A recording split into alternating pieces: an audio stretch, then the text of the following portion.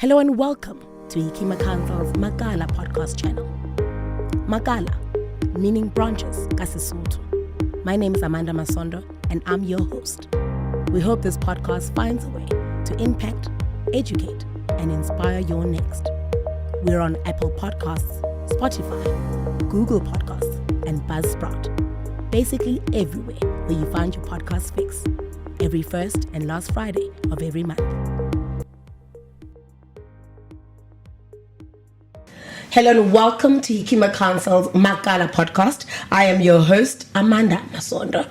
As per usual, ladies and gentlemen, please like and subscribe so that you can be part of the movement. Don't miss a beat of our latest stories of inspirational entrepreneurs that we talk to week in and week out. Remember, every first and last Friday of every month. That's where you get your dose of the latest podcast fix. I'm very excited today because, as you can see, I'm doing a lot of things with this, product placement situation. My guest today is somebody who I've known for a couple of years, actually. I don't know if she'll remember us. It was a long time ago in the streets of Houghton, and she joined us for a very nice chat. She comes from the streets of Pimville, Soweto, but she'll tell us all about that. My guest today is, of course, Mosibudi Makgatho.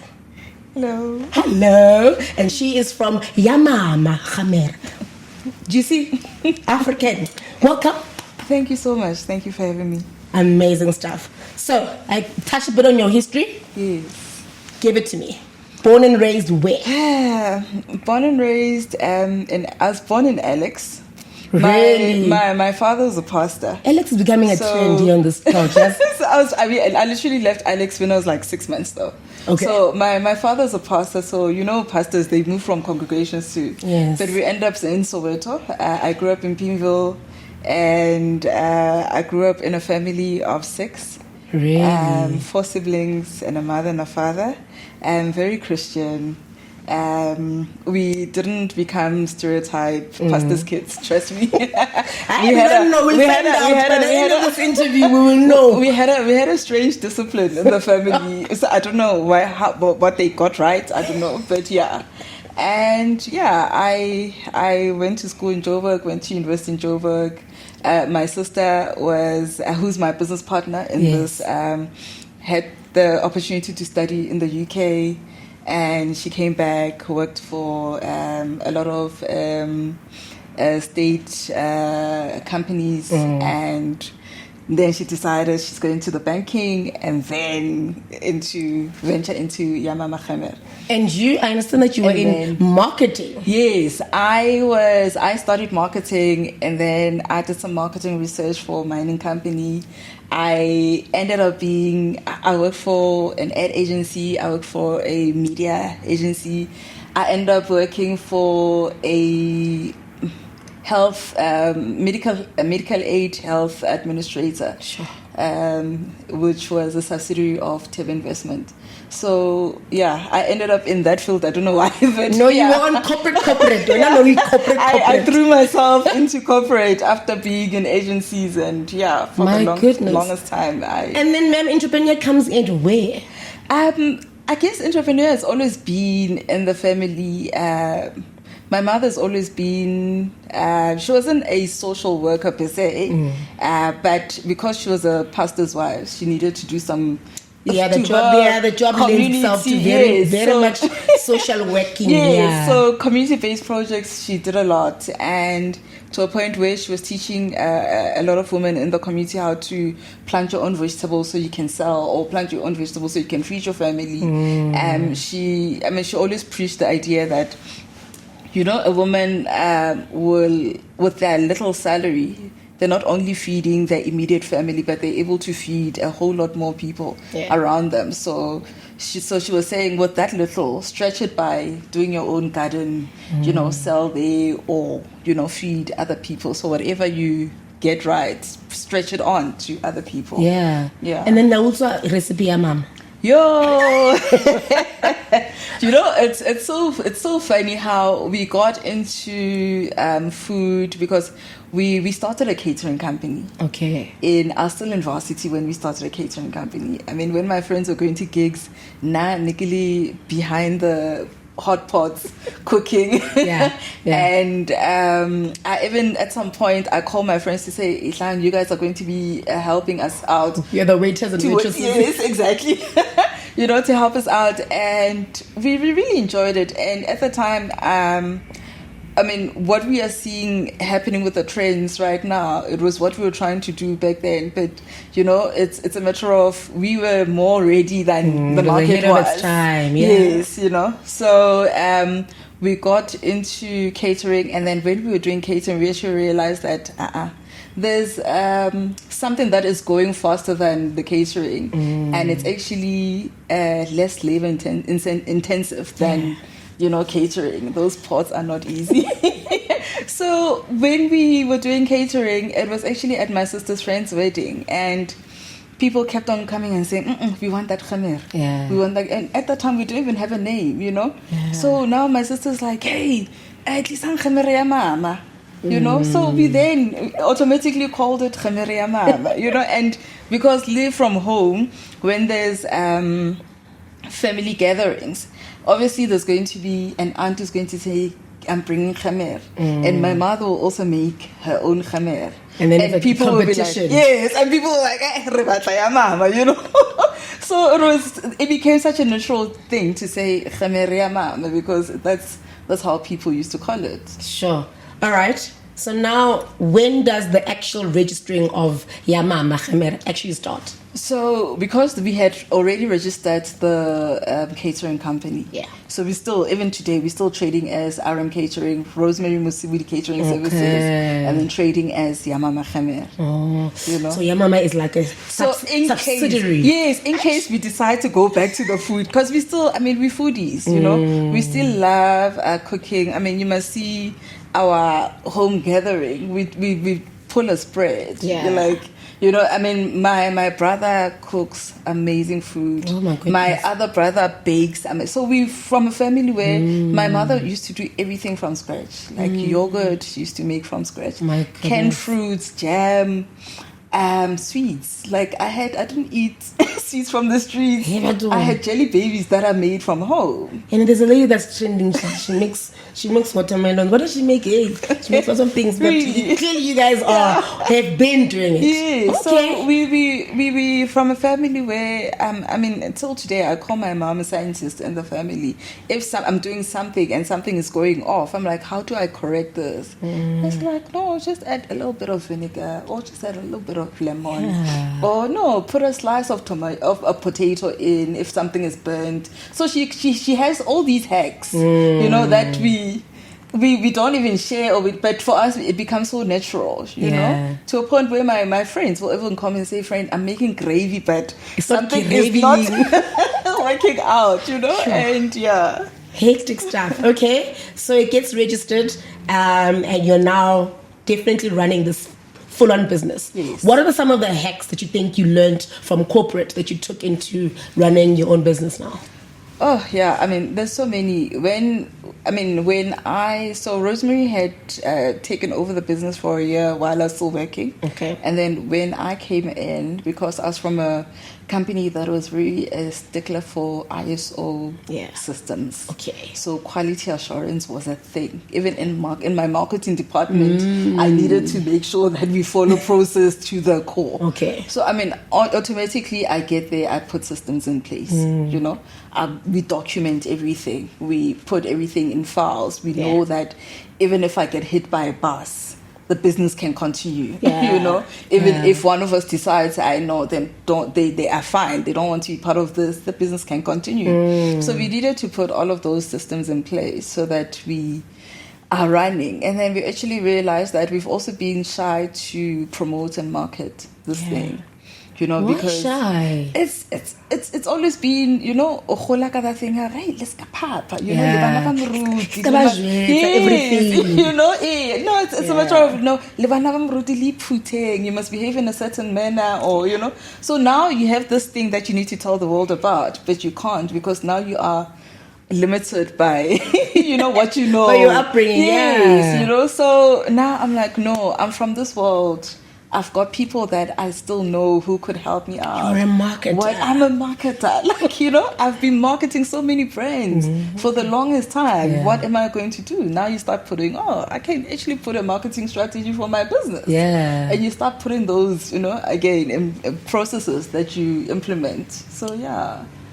Obviously, branding is a big thing, right? Yes. Especially with the food product, Yes. Because it catches the eye first before they even taste it, right? Yeah. How did you guys come about formulating the look and feel of Yamama Gemmer? And was it challenging at all? No, it was, because we started with the typical African look of the browns and the oranges.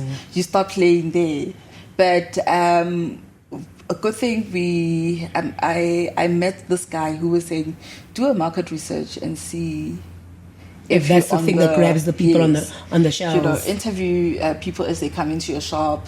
Yeah. Get a database, call people, talk to people.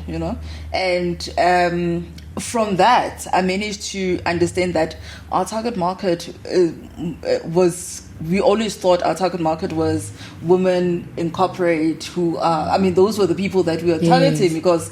Concentrate. Yeah, and then Bomakoti, they're in boardrooms. They're executives. They don't have time, so they can grab a 5 liter and go to a funeral and say, "Mama Zala, I've got this." I brought you little something. Yes, Yeah. So only to realize that we're actually speaking to the wrong target market. Okay. Our target market is black male. Really? Who have a very sentimental connection with their mothers. Okay. When you drink this and it reminds you of home, a mother figure, mother. an aunt, a grandmother, so it's amazing how, from just doing little research, you find out, okay, so now then you start thinking, okay, our brand can't be pink. It can't speak to... Because then it limits your audience, yeah. Yes, it can't speak to just one part. So we need to now find something that can work with our target market and speak to them. And, Munna must not be shy to grab a bottle from a store. Yeah. They must be automatically there, I'm taking that one. Yeah. So that's how we That got is amazing. I never would have thought that. Never. Not male. Yeah. Not Sipo, but No. Sipo has a strong connection with their mother. Well, think about it. Men and the boys and their mothers. We are aware. Yes. We are aware. And then we also wanted to move. We saw this brand being a global brand as well. Yeah. So we also didn't want to Africanize it, and limit ourselves in that way. So we decided, let's take it global. Something that will look good globally. Yes. Amazing. So now we started researching ginger beers across the world and say, okay, this is where they are. This is how they play with styles. This is how they play with colors. And Yeah. Okay. So now talk us through the actual product offering, right? You spoke about concentration. You spoke about the ready to drink. So talk us through the model and sort of the team that puts it together. The team, it's still me and Rosemary, and we work with, we always try to work with a bunch of women. Yeah. Unfortunately, I know sometimes I feel like I'm being... No, there's not. But it's true to yourself, 100%. It goes to the model that you feed one woman, you're guaranteed you're feeding a whole lot more other people 100%. out there. So that's where that's our motto. And we started doing concentrates. And with that idea that executives, women in the boardrooms, simple, carry concentrates, take it home, mix it with water. But when we were doing that, then came a demand that we need something that we can drink now. Yeah. I can't wait to get home for me to drink this. I need something that I can drink while I'm going home. And the next thing I made is going to yes. Exactly. So now we're like, okay, so then we started doing a ready to drink. And again, with all of this, you find that there's different target markets for different products that we do, It's easy to target certain target markets with certain products. Yeah. Corporates, they don't care for your concentrate. Yeah. They want something that is ready, packaged, ready to go, Retail, they also on ready to go. They don't want to be explaining to people how they mix this, And then you get the masses that are people who are coming into our stores where we where we supply our distributors, they want concentrates. Yeah. They still want to have that thing of so we need to do some work. It's homemade. Yes, it's homemade. We need to do some, put it in a drum and, add some water. They even have tricks and hacks on how, no, I don't add ice immediately. Yeah. Or I put ice in a plastic and then I put it in so that it doesn't. So they even tell you all of these tricks that they do. And so it's amazing how we speak to. I mean, we also have those tiny little shots that we also add moringa to them. Okay. Health stores are keen on those. It's like, okay, we've got a moringa shots. So we also design them for different target markets. Okay. Yeah. Amazing. Okay, so Yamama is on shelves. It's on. People are coming to you. You're speaking to retailers. How did you find that journey to be able to navigate retailers? One day I want to write a book about retail, but You can start here. Tell us more. Retail is hard, guys. It's all great, and we get into these competitions, and we're being to be listed with Food Lovers and Pick and Pay and Spar. But so what I find is that. And it's almost in most companies, big companies. What the enterprise development does not work with the rest of the business. So yes, you get in there, you've won a competition to be listed in whatever store, and then comes a point where now you must be on the shelves. Now they want to treat you like Coca-Cola. Yeah. And you're like, no, but when I got into the competition, how I won, yes, and so it's always tricky because once you speak to a buyer, that is out of the way. Now you are being treated like a Coca-Cola, or you're being treated like a Pepsi, or big corporate. Now, so now they want volumes at minimal margins, and they push in volumes, and you're like, I can't push volumes on a product like this because I don't have preservatives. They don't want to hear. The minute you say I don't have preservatives, they don't hear. So it's a tricky one, and you're like, no, but we agree that I'm going to be in a certain department. How can we put next to Coca-Cola? It's like, no, but you need to, and you're like, okay, so this is where we're not understanding each other. I'm not in the business of having a shelf life of 12 months. I'm producing real food, and I need to be in real food department, and they just don't get it. And you'll take product there, and it will sit on shelves. 2 weeks later, it's at the back. If it doesn't sell the way that they put it at the back with trash, you'll find your product there with trash. Oh my goodness. So and again, you need to have a merchandiser. It's also an expensive exercise. You need to have a merchandiser that's going to be there all the time, making sure that your product stays on shelves. You need to have a strong marketing campaign. And I'm not talking about 2,000 rand worth off. Okay. It needs to be a proper marketing. Yes, like a proper advertising. You need to have tastings. Promotions. You need to come to Makala podcast. You need to come here and bring us your products. We'll spread it to the continent. That's what we do. It's just, it's a lot. So it ends up being a very expensive exercise for you. So we decided to take a break from retail now. Okay. And focus on other markets. I mean, the markets are... It's huge out there. It's wild. I mean, there's so many of the markets that we think we haven't tapped in, and we want to be there. You want to be there? Yeah. Okay.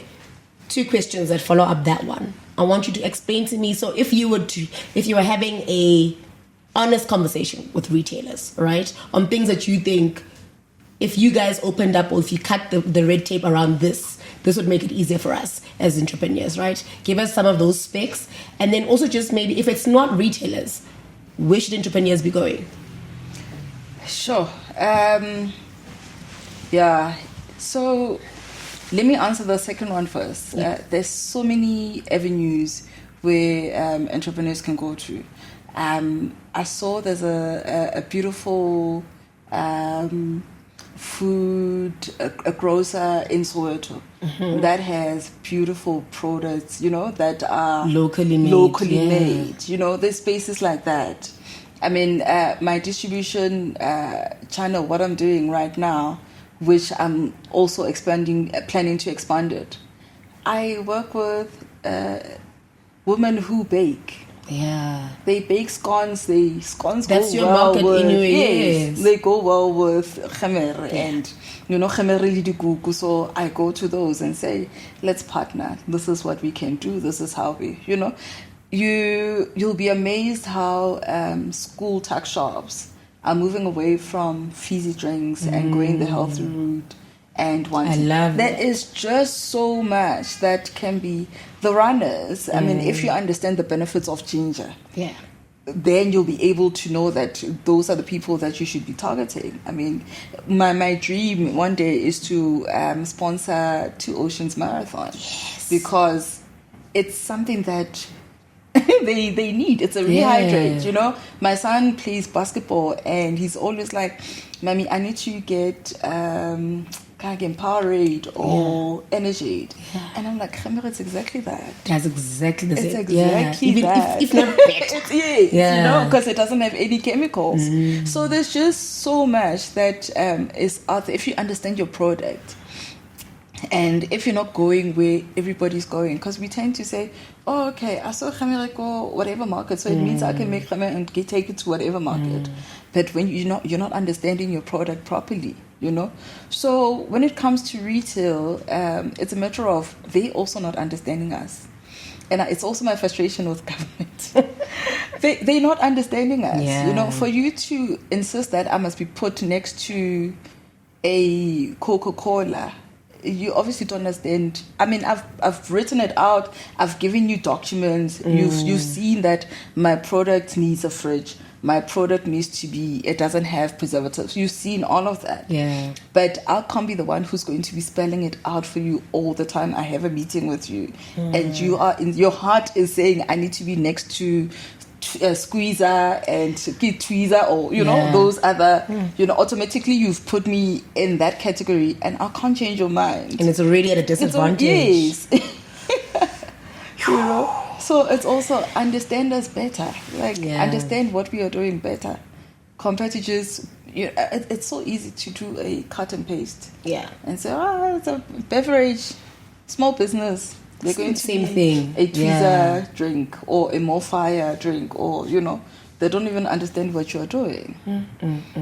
So do not paint us all with the same brush. The brushes are different. The paint is different. Please. That's so true. Okay, so let's talk about this notion of buying local, right? Do you think South Africans are really rising to the occasion on making sure that they buy local and they support local products? Or do you think we still have a long way to go? Sure. I think we have a long way to go. Yeah. I mean, you just see with, maybe I'm just limiting it to seeing social media on what people celebrate on social media. People will be putting brands that are overseas brands there, and because you have that, and automatically we classify you as someone who does this or who is, and we have so many beautiful products that are made here, in, and also the understanding of the value. Just because it's made locally doesn't mean it needs to be cheap. If you're going to be buying a Gucci bag for whatever thousands, and you expect to buy Khomozo's bag for 200, that can't be a fair. Instead, you should be prepared to buy locally, more expensive than, because those are mass-produced products that are going across the world. This one is especially specified, made by hand, and it took time, and so if people are not understanding that, it's the same as people wanting to compare this with Coca-Cola and say, but I pay 2 liter Coca-Cola for 26 rands, and you're going to tell me this is 24 rands. And you're like, Coca-Cola is not made from pizza with love, with a recipe that is passed down, with from so much. Yes, and Coca-Cola does not come with so much sentiments and nostalgia, and it doesn't remind you. Yes, so and Coca-Cola was made by machines.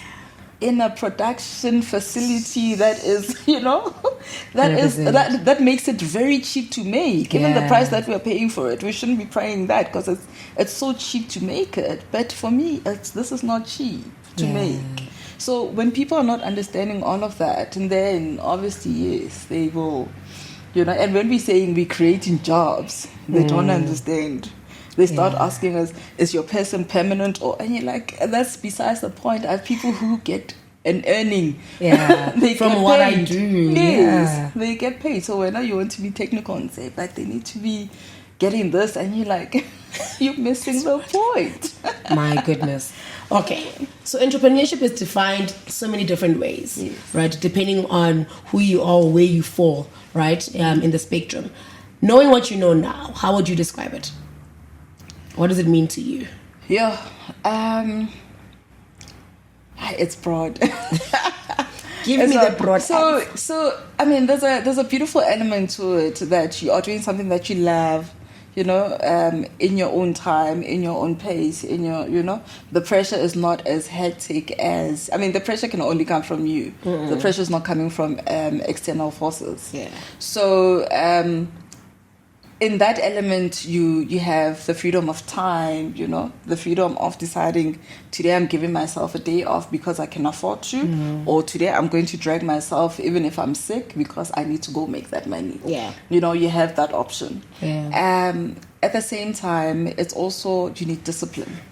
It's a disciplined a thing to a point where you could fall off the wagon and be too relaxed in pushing what you need to push. We always have dreams of wanting this and that, and you can what's that word?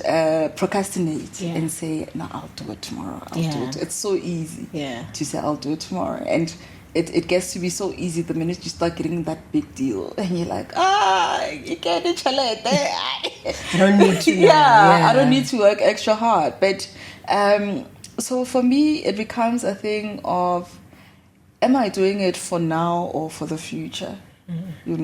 So I tend not to, what I'm doing now, I know it's going to impact me in the future. So I tend to say whatever that I'm doing here must reflect this and that in the future. And what is that I want to see in the future?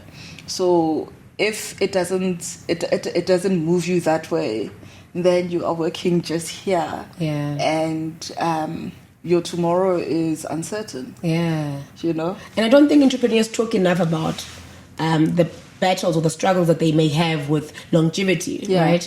Making sure that your product, you were saying in the beginning, you got into it from the very beginning to make sure whether you're here or not, your business succeeds. So what kind of things should they be thinking about to sort of make sure that whatever their product or whatever service that they offer, they make sure that it's long lasting? When you look at a lot of family businesses, they always want to say it's for the future generations. It must have a legacy. So if you don't put all of that into legacy in place, in place, then it's something that we're running a business, we'll see what happens tomorrow. So we are already thinking we need to put a unit trust together for the future of the coming kids, so that no child in this family should go without a university money. You're not going to sit at home and say there's no money for tertiary, there's no money for high school, there's no, so we need to put something together so that we push kids. And we also believe that we need to start them early in working. My son, he calls himself a sales director already. Because he can sell you khamera even if you don't want to drink it. Even if you are allergic to ginger, trust me, he will buy it. So it's all of that we try not to. And it's also the exposure of whatever degree that the kids in the family are going to study must benefit the business. So you go, before you even go work for KPMG, you're going to be doing accounts for Yamama. Yamama Gemmer books needs to be done. You're going to be practicing doing them. You know, you are going to be doing engineering. There's a kitchen that needs systems to be done. What can you improve? Look at, oh, you're doing law. Okay, here's a contract. Before I sign an SLA with somebody, I forward it to you. You read it through and tell me what is it that I should be signing, you know? Yeah. So it's all of that we get everybody involved in such a way that we are building a family business. It's not my sister and mine business only. Yeah. It's everybody's business, you know? We all invested in this. Let's talk about South Africa and its uniqueness, right? Outside of things like COVID, we have our own problems with unrest. We have, inflation. We have lots of problems. Eskom, water crisis now. Talk me through how you guys are navigating some of these headwinds. Sure. I think what we did very well was that we didn't have debt. We stayed away from debt for the longest time. We're not taking a debt so we used all of our monies. I can tell you, I don't have. when you leave work, we use all of that money and put it into the business, and to a point where we're afraid to take on debt because we're like, we need to build our own capital as an individual because you've used your money for this. So when COVID came, my main thing is that I think we survived because we didn't have debt. Yeah. The only debt that we had was a landlord. Yeah. And we managed to negotiate, even though, you know, you can negotiate to a certain point. Yeah. But, you know, and lessons from that, we also had some savings. So lessons from that was that we had little bit of savings. We need to save even harder. Yeah. You know, because anything can happen any given time. And another lesson was that we needed to have our own space. We can't be, I think my frustration was negotiating for rent, and it put me in a very uncomfortable place. Yeah. And after that, I'm like, I'm building a kitchen. I am so building a kitchen. I'm going to be my own. I'm going to be my own master, you know. And with that, I think that was the move that we should have taken a long time ago. But we were so afraid of getting into another project of dealing. But, you know, I just closed my eyes and I said, I'm doing it. And now we have a kitchen with machines in it, and we are producing. But at the same time, it's one of those, because it's self-funded. It's done in stages. So, but eventually it will be done. So it's not state of the art as yet, but it's a kitchen that is ours. It's gonna get no there, rent, no. So another thing is that we were also fortunate that my parents decided to buy a farm. How we cursed them. Like, what are you doing with the farm? We are city girls. You know, city girls and boys. But that has been the biggest blessing, because now I built a kitchen at the farm. Okay. So now there's land. So I'm like, okay, there's land at home. So it's gone through, you know. And my father's late now, and my mother's like left alone there. So it's also another avenue of being around my mother all the time.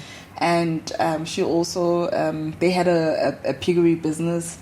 It was a hobby. It wasn't even a business. It was a hobby that they were doing. And I got the built a kitchen there and decided, you know what, I'm also going to focus my time on the piggery and make it into a profitable business. And now we are good. So we're farmers. We are farmers, yes. So now I'm in this kitchen. I produce, I run to the pigs, the other side. Mostly agribusiness. Yeah. The inside I mean, agro-processing, agriculture. We are, yes. So the lesson was that we have our own thing. Kitchen there, borehole water. We just need to, we do filter water. We filter the water. Electricity is a problem. Yeah. Because let alone load shedding. Yeah. Farm electricity. Yeah. It's your different horror stories. Like, I mean, we've lost 2 fridges from the surge passage. Yeah. So it's crazy. But again, there's plans to make sure that we do solar powers or some generator of some sort. Yeah. So we're always looking for solutions to navigate around all of these issues. Yeah. I mean, there's always going to be issues in our country. We attract those. But in the third world country, we're trying to figure it out. Yeah. So we managed to navigate. I don't know if maybe it's how we think. But it's working out and it's showing you guys have agility. Yeah. Amazing. Yeah. There were also opportunities, right? With all the headwinds, there were also opportunities. A lot of businesses were able to scale up when COVID happened, and they were able to utilize digital services in order to make their businesses profitable. Yeah. What is your sort of footprint in the digital space? Do you guys think you are on top of things? Not I like at the all. love, the shaking of the head. Not at all. You know, Yeah. and I wish I had the capacity. I think because right now, so with COVID also, got Rosemary to go back to work. Okay. You know, on a full-time basis. Okay. So now I'm running things all by myself. All right. So that's also one of the things that we're like, this Now is what? not going to carry us both. You know, so challenges of business. Running a business, and those are, you know, somebody must die. Yeah. So, but you know, I treat her as my board of directors now. I go consult. 100%. Yeah. We're going to utilize this corporate queen. So now I'm just the one who's left running all of this, and quite frankly, I don't have the capacity to focus on digital. Yeah. I mean, we tried doing some online stores with RSA Made. I tried with Zulzi. Yeah. And I just didn't have the time and the focus, Yeah. you know, for that. Because I think mainly as I'm an operations person. Yeah. I push production. Yeah. I want quality standards. I want everything. Yeah. I want volumes. So I push that. At the same time, I'll be doing sales so that I can get volumes for the production, you know, but I'm also in the production. Yeah. So at the moment, Zero. not. We're gonna fix this thing. Here we're a community. There's gonna be somebody in the comments to be like, I know a guy. Yeah. Let's help. Yeah. Yamama, because we need to get her out. We need to get her out there. Like if I can even, I think just sorting out the distribution. Yeah. The deliveries. Yes. Because that's where I get stuck. I'm like, okay, fine, you can order online and then delivery, what? how's that going to happen? Batung, logistics firms. Please. We are here. We're a startup. Help us. No, I love it. Because we're going to get it sorted out. No. All these things are progression, right? It's part of the scaling up of the Yes. business and for you to get to the next phase of your business. No, definitely. Love it. Okay. So now, what are your plans on, I mean, I know that we spoke about trying to get it international, Yes. right? Trying to get it over and above the continent. You want to move global. Yes. What are you guys, even if it's just a thought still, what are you guys thinking about? It wasn't a thought. We were 5 to. So just before COVID, in 2019, actually, I just came back from New York. Yeah. To do New York Food Festival. Yeah. People were crazy. People were crazy to a point where a distributor who's based in Washington was saying, after this, send me samples, and let's take this to. We'll start with Baltimore, and then go to move down. And we're like, had a plan, an entire distribution plan for you. and then Cyril Ramaphosa was like, "Hey guys, next week. That time we're busy closing the box. Yeah, in a couple of days we are shutting down." My goodness. No matter why we're not opening those doors again. You know, so it was such a tricky one because even after COVID, the distribution to overseas was also limited. The borders were still closed. Yeah. A lot of courier companies were not keen on taking foodstuffs. And so in all of that, we lost contact. We lost, but I was planning to do another trip and go find the guy and have a conversation with him this year. Reopen the negotiations. So yeah. So I'm still doing a New York trip this year to go Yeah, because I think, we must spread this thing. It must Yeah. it must do the work for you. Yeah. Right? So that Yeah. these distribution problems that you seem to be and are not problems I've anymore. always joke with my mom and say, Ma, don't worry, we're going to be the Black Mambazo of Gemmer. Come on. Gemmer is going to be famous everywhere around the world. Yes. Yes. You know? And my mom's like, La Laura. No, you know what? From Pinville to the world. Yeah. It has to be. No, it must. It's a must, definitely. Right. So we've dreamt. Yes. The company is now, we are putting it into existence. Yes. Right? We're speaking positivity, and we're going to do, but the next time I speak to you, you're going to be saying, oh, Amanda, I'm in New York, and now, you know what I mean? And we're a listed company now, and you know, so many things happening. Yeah, no, you know what? That my son wants. My son's like, Ma, you know, we could be at the JSE. So he will take it there. Trust me. I believe it. He will I take believe it it. there. If you could sum up even 3 things that you think that you would give as tips to entrepreneurs, right? Either entrepreneurs that have been already operational and they're battling to reach that 5-year mark that everybody seems to be dreading, Yeah. or they are still in corporate. Yeah. They still just have an idea. Your tips for how do you get started? I think one is do it while you're still in corporate. Okay. And when you're in corporate, don't leave first. Pay yourself for several months. Okay. So that you're able to see that the business can sustain you while you're out.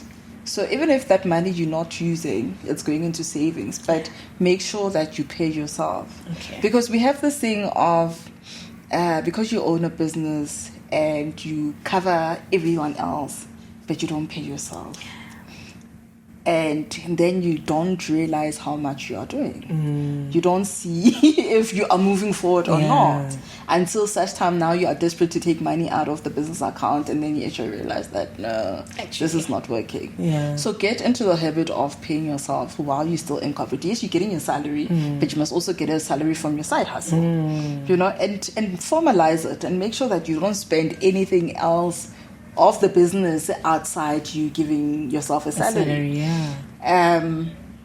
I think if Rosemary and I had done that, we would have seen that we are ready or not to leave corporate. Okay. You know.